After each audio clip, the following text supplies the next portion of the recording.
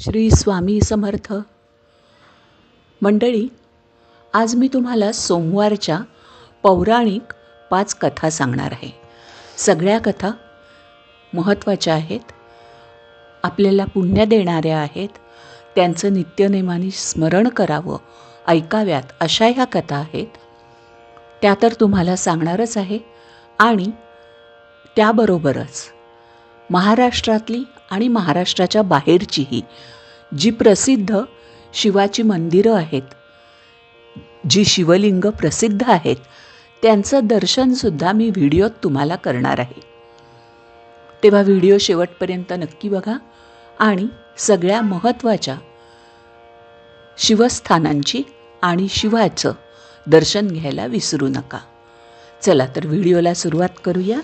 पहिली कथा आहे कहाणी सोमवारची साधी. आटपाट नगर होतं. तिथं एक ब्राह्मण राहत होता. त्याचा एक शिष्य होता. रोज तळ्यावर जाई, स्नान करी, शंकराची पूजा करी. वाटेत वेळूचं बेट होतं. तो परत येऊ लागला म्हणजे मी येऊ असा ध्वनी उठे. हा मागं पाही, तो तिथं कोणी नाही. त्या भीतीनं वाळू लागला. तेव्हा गुरुजींनी विचारलं, खायला प्यायला वाण नाही. बाबा असा रोड का? खायला प्यायला वाण नाही, हाल नाही, अपेष्टा नाही. स्नान करून येते वेळेस मला कोणी मी येऊ असं म्हणतं. मागं पाहतो तो कोणी नाही. ह्याची भीती मला वाटते. गुरुजी म्हणाले, भिवू नको, मागं काही पाहू नको. खुशाल त्याला ये म्हण, तुझ्या मागून येऊ दे.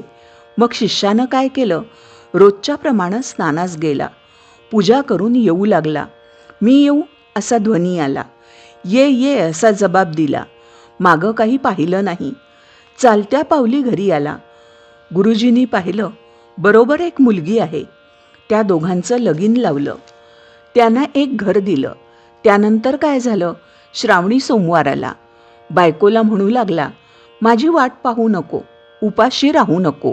आपण उठला, शंकराचे पूजेला गेला. हिनं थोडी वाट पाहिली. स्वयंपाक करून जेवायला बसली. एक घास तोंडात घातला. इतक्यामध्ये पती आला. अगं दार उघड. पुढचं ताट पलंगाखाली ढकलून दिलं. हात धुतला, दार उघडलं. पती घरात आले. नित्यनेम करू लागले. पुढं दुसरा सोमवार आला. त्या दिवशीही असंच झालं. असं 4 सोमवार झालं. सरता सोमवार आला. रात्री नवल झालं.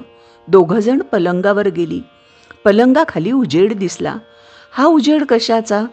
ताटी भरल्या रत्नांचा. ही रत्न कोठून आणली?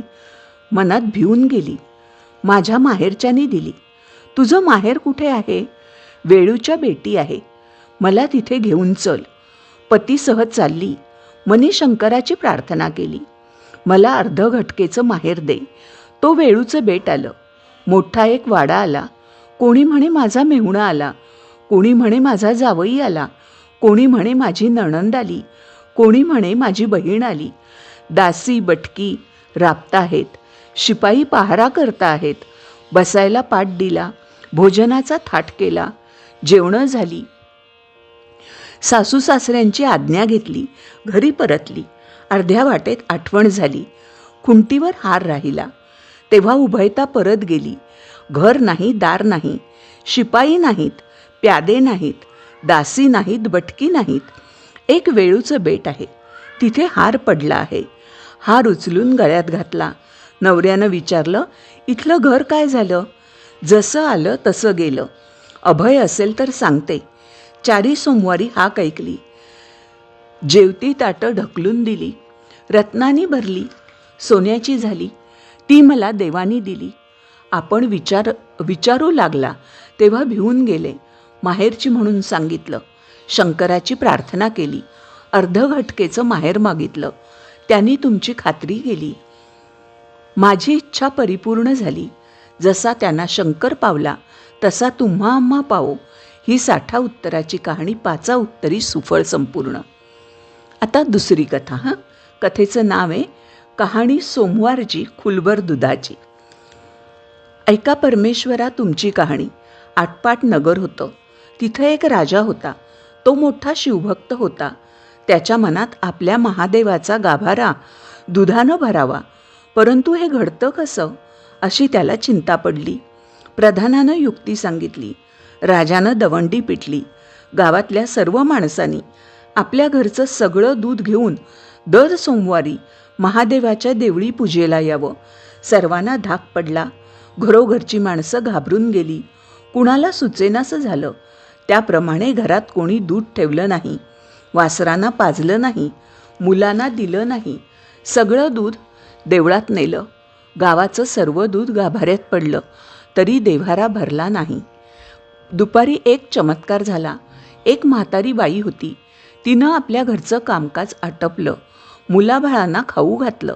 लेकी सुनांना न्हाऊ घातलं. गाई वासरांना चारा घातला. त्यांचा आत्मा थंड केला. आपल्या जीवाचं सार्थक व्हावं म्हणून थोडं गंधफूल घेतलं. 4 तांदळाचे दाणे घेतले. 2 बेलाची पानं घेतली आणि खुलभर दूध घेतलं. बाई देवळात आली. मनोभावे पूजा केली.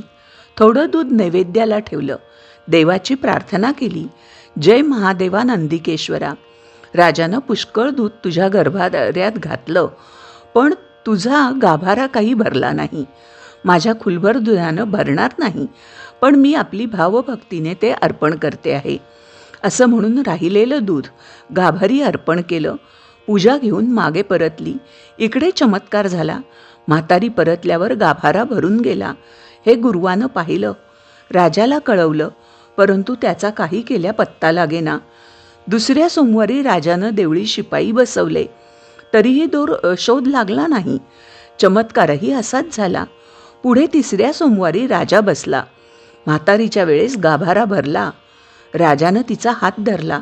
म्हातारी घाबरून गेली. तिला अभयवचन दिलं. तिनं कारण सांगितलं. तुझ्या आज्ञेनं काय झालं? वासरांचे मुलांचे आत्मे तळतळले. मोठ्या माणसांचे हाय माथी आले. हे देवाला आवडत नाही, म्हणून भरत नाही. याला युक्ती काय करावी? मुलावासरांना दूध पाजावं. घरोघर सगळ्यांनी आनंद करावा, म्हणजे देवाचा गाभारा भरेल. देव संतुष्ट होईल. नंतर राजानं म्हातारीला सोडून दिलं. गावात दवंडी पेटवली. 4थ्या सोमवारी राजानं पूजा केली.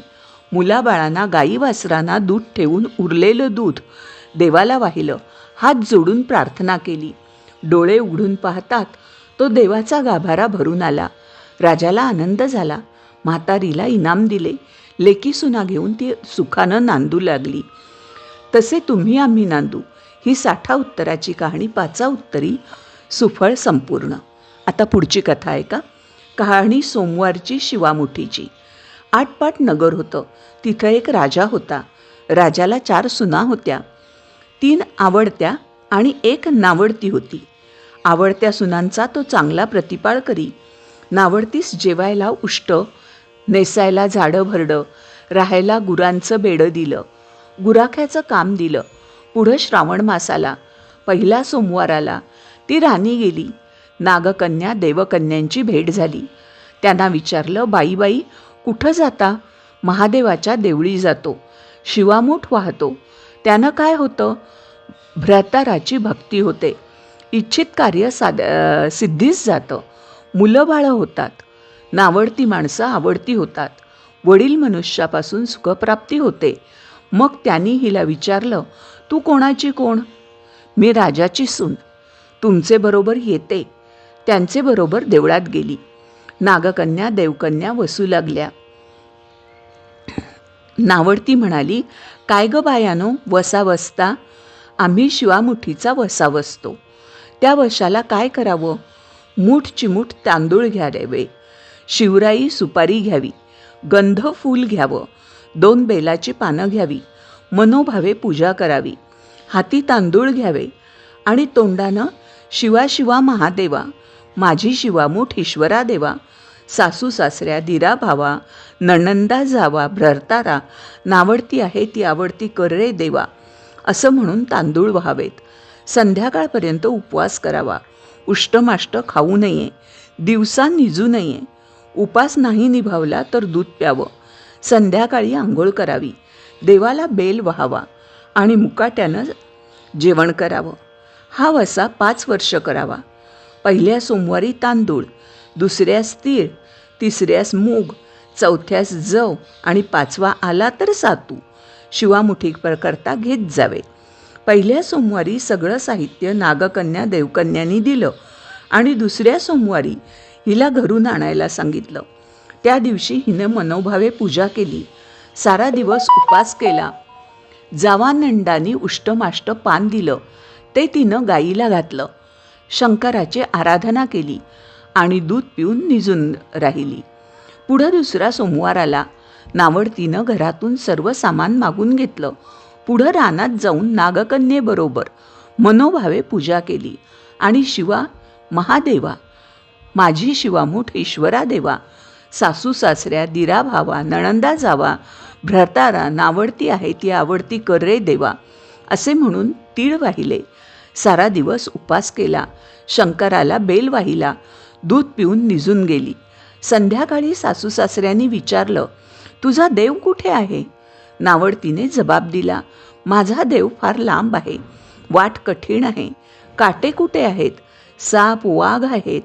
तिथं माझा देव आहे. पुढं तिसरा सोमवार आला. पूजेचं सामान घेतलं. देवाला जाऊ लागली. घरची माणसं मागे चालली. नावडते तुझे देव दाखव म्हणून म्हणू लागली. नावडतीला रोजचा सराव होता. तिला काही वाटलं नाही. ह्यांना काटे कुठे पुष्कळ लागले. नावडतीची दया आली. आजपर्यंत रानात कशी येत असेल कोण जाणे. नावडतीला चिंता पडली. देवाची प्रार्थना केली. देवाला तिची करुणा आली. नागकन्या, देवकन्या ह्यासह वर्तमान देऊळ सुवर्णाचं झालं. रत्नजडितांचे खांब झाले. हंड्या झुमरं लागली. स्वयंभू महादेवाची पिंडी झाली. सगळ्यांनी देवाचं दर्शन घेतलं. नावडती पूजा करू लागली. गंधफूल वाहू लागली. नंतर मूग घेऊन शिवा शिवा महादेवा, माझी शिवामूठ ईश्वरा देवा, सासू सासऱ्या, दिरा भावा, नणंदा जावा, भ्रतारा, नावडती आहे ती आवडती कर रे देवा असे म्हणून शिवाला वाहिले. राजाला मोठा आनंद झाला. आवडतीवर प्रेम वाढलं. दागिने ल्यायला दिले. खुंटीवर पागोटं ठेवून तळ पाहायला गेला. नावडतीची पूजा झाली. पूजा झाल्यावर सगळी माणसं बाहेर आली. इकडे देऊळ अदृश्य झालं. राजा परत आला. माझं पागोटं देवळी राहिलं. देवळाकडे आणायला गेला. तो तिथे एक लहान देऊळ आहे. तिथे एक पिंडी आहे. वर आपण केलेली पूजा आहे. जवळ खुंटीवर पागोटं आहे. तेव्हा त्यानं सुनेला विचारलं, हे असं कसं झालं? माझा गरिबाचा हाच देव. मी देवाची प्रार्थना केली. त्यानं तुम्हाला दर्शन दिलं. सुनेमुळे देव भेटला म्हणून तिला पालखीत घालून लून घरी आणली. नावडती होती ती आवडती झाली. जसा तिला शंकर प्रसन्न झाला तसा तुम्हा आम्हा हो. ही 60 उत्तराची कहाणी 5 उत्तरी सुफळ संपूर्ण. आता पुढची कथा, कहाणी सोमवारची फसकीची. ऐका महादेवा, तुमची कहाणी. आटपाट नगर होतं. त्यात गरीब सव्वाशीणबाई राहत असे. तिनं आपलं श्रावण मास आला म्हणजे काय करावं? दर सोमवारी पहाटे सुटावं, स्नान करावं, पूजा घ्यावी. एक उपडा तर दुसरा उताणा, पसाभर तांदूळ घ्यावेत व महादेवाच्या देवळी जाऊन मनोभावे पूजा करावी. नंतर प्रार्थनेच्या वेळी जय महादेवा, घे फसकी व दे लक्ष्मी असं म्हणून महादेवाच्या मस्तकी तांदूळ अर्पण करावे. उरले तांदूळ नंदीच्या पाठीवर वाहून आपण घरी यावं. असं 4 सोमवार तिनं केलं. शंकर तिला प्रसन्न झाला. दिवसेंदिवस ती श्रीमंत झाली. मनामध्ये समाधान पावली. पुढं उद्यापनाच्या वेळी तिनं देवी अन्नपूर्णेला गजनीची चोळी पाठवली. काशी विश्वेश्वराला रुपया पाठवला आणि आपल्या व्रताची समाप्ती केली. शंकरांनी तिला निरोप पाठवला, अजून तुला नंदीच्या सेवेचं फळ मिळालं नाही. माझ्या सेवेचं तर अद्याप देणंच आहे. पुढे शंकरांनी तिला अपार देणं दिलं. तर जसा तिला विश्वेश्वर प्रसन्न झाला तसा तुम्हा आम्हा हो. ही 60 उत्तराची कहाणी 5 उत्तरी सुफळ संपूर्ण. आता पुढची कथा, कहाणी सोमवारची. आटपाट नगर होतं. तिथं एक राजा होता. त्याला 4 बायका होत्या. राजानं एकेकीला एक एक काम वाटून दिलं. पहिलीला दूध दुभत्याचं काम सांगितलं, दुसरीला स्वयंपाकाचं काम सांगितलं, तिसरीला मुलाबाळांचं काम सांगितलं, चौथीला आपली सेवा करावयास सांगितलं. अशी कामं वाटून दिली. असं बरेच दिवस चाललं. पुढं पुढं बायकात भांडणं लागली. एक म्हणे, तूच का मुलाबाळांचं करावंस, दूध दुभत्याचं का करू नये. दुसरी म्हणे, हिनंच का राजाची सेवा करावी, आम्ही का करू नये. तिसरी म्हणे, मीच का स्वयंपाकीण बाई व्हावं. अशी आपली चौघींची भांडणं लागली. हे एके दिवशी राजाचे कानी गेलं. राजाचं मन उद्विग्न झालं, मुख चिंताक्रांत झालं. तसाच उठला, कचेरीत गेला. इतक्यात तिथे वसिष्ठ ऋषी आले. राजानं त्यांना नमस्कार केला, बसायला आसनं दिली. वसिष्ठाने राजाचं तोंड पाहिलं, चिंताक्रांत दिसलं. वसिष्ठांनी कारण पुसवलं. राजानं सांगितलं, ऋषी व राजा उठले, राणीच्या महाली गेले. चारी राण्यांना एक ठाई हाक मारली, भांडणाचं कारण पुसलं. राण्यांनी सांगितलं, पहिली म्हणाली, मीच का असं करावं. दुसरी म्हणाली, मीच का असं करावं. अशी आपली चौघींनी कारणं सांगितली. राजा म्हणाला, मला आपली ह्यांना हीच कामं सांगावीशी वाटतात. तेव्हा वसिष्ठांनी अंतर्दृष्टी लावली, भांडणाचं कारण शोधून काढलं. नंतर ते पहिल्या राणीकडे वळले. तिला म्हणाले, अगं तुला दूध दुभत्याचं काम सांगितलं आहे ना. ती म्हणाली, हो. तर मग आता ऐक, तू आदल्या जन्मी गाय होतीस, रानात नेहमी चरत असस. तिथं एक जवळच शिवलिंग होतं. भर दुपारी 2 प्रहरी त्याचवर तू दुधाच्या धारा धरीस, त्याचवर अभिषेक करीस. त्यामुळे तुला हा जन्म आला, राजाची राणी झालीस. पण गेल्या जन्मीचं व्रत अपुरं राहिलं, ते पुरं व्हावं म्हणून शंकरानं ही आज्ञा राजाला केली. त्यानं ती तुला सांगितली, ती तू मान्य कर. नवराच मनी शंकर धर, जसं तो सांगेल तशी तू वाग, म्हणजे तुझं कल्याण होईल आणि शेवटी कैलासाला जाशील, असा ऋषींनी आशीर्वाद दिला. राणीनं त्यांना नमस्कार केला, भांडण सोडून दिलं, सुखात समाधानाने वागू लागली. पुढं काय झालं. ऋषी दुसऱ्या राणीकडे वळले. तिला विचारलं, तू का गं भांडतेस. ती म्हणाली, मीच का स्वयंपाकीण बाई व्हायचं, ह्याचं मला कारण सांगा. ऋषींनी अंतर्ध्यान लावलं, कारण शोधून काढलं. ते म्हणाले, बाई, आदल्या जन्मी तू एक गरीब ब्राह्मणाची बायको होतीस, पोरांना मागत असस. तेव्हा दर सोमवारी उपास करीस, भिक्षेला जास, 5च घरी कोरांना मागस, त्याचा स्वयंपाक करून महादेवाला नैवेद्य दाखवीस. ही भक्ती देवाला आवडली, त्यानं तुला राजाची राणी केली. राजानं तुला हे काम लावून दिलं, ते तू मान्य कर. सगळ्यांना जेवू घाल, सगळ्यांच्याच आत्मा थंड कर, म्हणजे तुझं व्रत पुरं होईल. मनोभावे राजाची सेवा कर, म्हणजे ती शंकरास पावेल, अंती तुला कैलास लाभेल, असा तिला आशीर्वाद दिला. राणीनं ऐकला व ती सुखासमाधानानं वागू लागली. पुढे ऋषी तिसऱ्या राणीकडे वळले. भांडणाचं कारण विचारलं. राणीने सांगितलं. ऋषींनी अंतर्ध्यान लावून पूर्वजन्मीची हकीकत जाणली.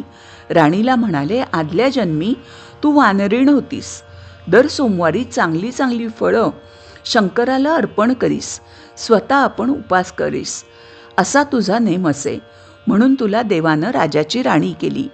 तू दिलेल्या फळांची देवानं तुला मुलं दिली. राजानं ती तुला सांभाळायला लावली. ती तू आनंदाने सांभाळ, सुखाने वाग, ह्यातच तुझं कल्याण होईल, तुला शंकर प्रसन्न होतील, असा आशीर्वाद तिला दिला. राणीनं नमस्कार केला व सुखानं वागू लागली. पुढे काय झालं. ऋषी चौथ्या राणीकडे वळले. तिला भांडणाचं कारण विचारलं. तिनं सांगितलं. ऋषी म्हणाले, आदल्या जन्मी तू घार होतीस, आभाळात तू उडत होतीस, त्याच्या खाली एक शिवलिंग होतं. भर 2 प्रहरी तू त्याच्यावर छाया धरीस, म्हणून तुला शंकर प्रसन्न झाले. त्यानं राजाची राणी केली आणि छप्पर पलंगावर बसवली. असं त्यानं तुला सुख दिलं, तसं तू राजाला दे, म्हणजे तुझं कल्याण होईल, असा आशीर्वाद दिला. ऋषींनी 4 राण्यांचं समाधान केलं आणि भांडण मिटवलं. राजाला आनंदी केला व आपण तिथून निघून गेले. पुढं सगळ्या राण्या आनंदानं वागू लागल्या. तशा तुम्ही वागा. ही 60 उत्तराची कहाणी 5 उत्तरी सुफळ संपूर्ण. मंडळी, या कथांबरोबरच विविध ठिकाणच्या शंकराचं दर्शन आपण घेतलं तेव्हा कमेंटमध्ये त्या सगळ्या शंकरांना मिळून एकदा नमस्कार जरूर करा आणि व्हिडिओ कसा वाटला ते नक्की कळवा. चॅनलला सबस्क्राईब करा, व्हिडिओला लाईक नक्की करा. धन्यवाद.